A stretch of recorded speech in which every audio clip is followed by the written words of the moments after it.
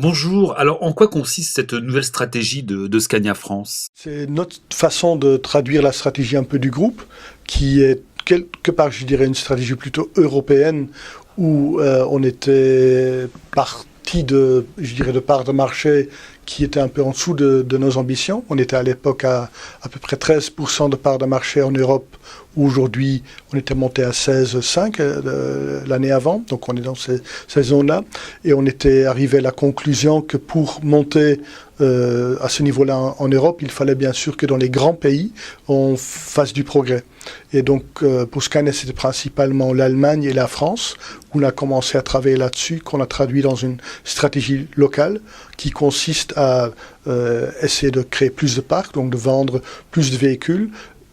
En même temps, donc, on était prêt à investir dans la vente de nos véhicules, pour autant que les clients achetaient une offre de service. En France, on l'a fait en packageant une offre d'extension de garantie, et ce qui nous a permis à effectivement augmenter nos ventes.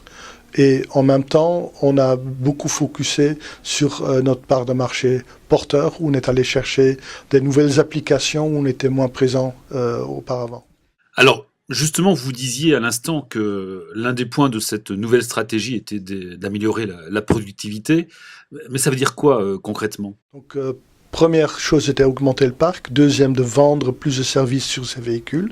Et troisième, augmenter la productivité. C'est vraiment au sein de nos ateliers, où on capte donc beaucoup plus de travail, d'aller mieux systématiser cela, ce qui vient en partie de la taille des ateliers. Donc un atelier plus important aura plus de chances d'être rentable, parce qu'il va pouvoir avoir une équipe plus importante de gens productifs par rapport aux gens qui font l'encadrement.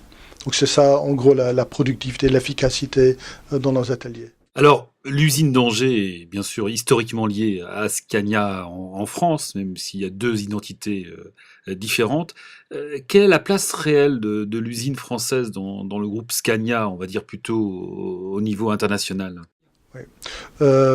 Jusqu'il y a quelques années, l'usine d'Angers représentait plus ou moins un quart de la production. Cela a bien augmenté entre-temps, et on peut constater que l'usine originale de Södertälje reste plutôt stable en termes de volume, et ce sont les deux autres usines, donc celle de Zwolle aux Pays-Bas et celle d'Angers, qui montent en puissance.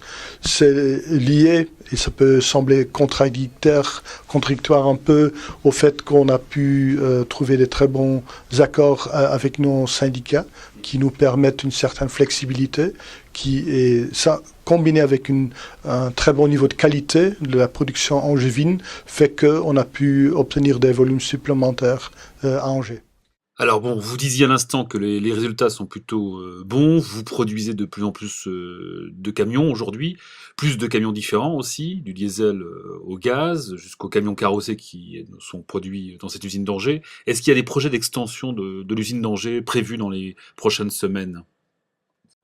Non, il n'y a pas de projet d'agrandissement, parce que le parc industriel qu'on a acquis il y a 25 ans est assez large, donc on n'a aucun problème d'augmenter encore, je dirais techniquement parlant, la cadence de cette usine.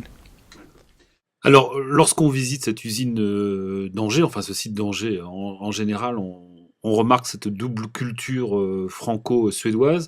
C'est une fierté pour la Suède d'avoir cette usine d'Angers? Oui, oui, je crois qu'il y a une fierté dans les deux sens. Moi-même, j'ai eu le plaisir de travailler pour Scania dans plusieurs pays.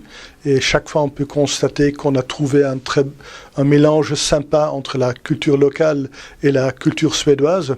Et je crois que des deux côtés, on en est fiers. Dans les pays, on est toujours fiers du composant suédois. Et en Suède, on est très fiers qu'on a pu transporter cette façon de prendre des décisions par le consensus et d'implication de nos gens dans tout cela.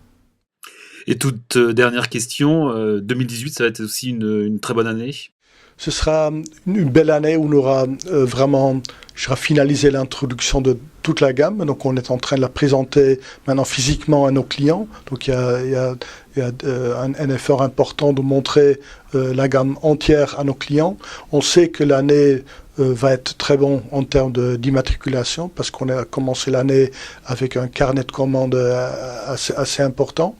Donc ça nous laisse le temps de travailler, de continuer à travailler sur le qualitatif de notre business.